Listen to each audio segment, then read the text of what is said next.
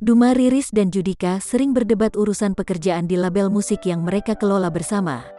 Hampir setiap hari mereka berdebat dalam beberapa hal. Duma mengaku bahwa tiap kali mereka berdebat, Judika lah yang paling sering mengalah. Dia sih yang sering mengalah.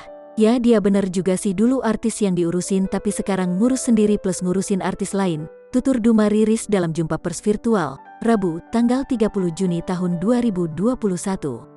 Musisi dan pebisnis emang susah buat bersatu, karena dia gak mau negosiasi.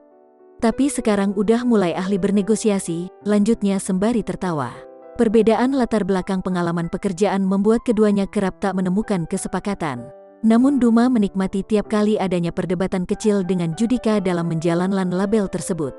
Aku kan dari ekonomi dan dia dari musik, dia kan sebagai musisi maunya jadi aja.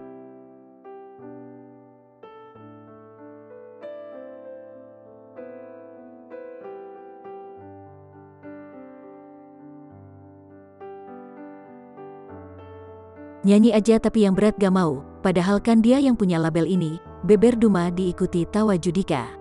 Masalah berat dikasih ke aku, jadi agak berantem sering, katanya. Dalam label yang diberi nama Dua Anak Deo, DAD, Judika mengajak Duma Riris untuk menjadi CEO sementara Judika akan bertindak sebagai produser musik yang siap mencari musisi-musisi baru untuk berkarir di labelnya.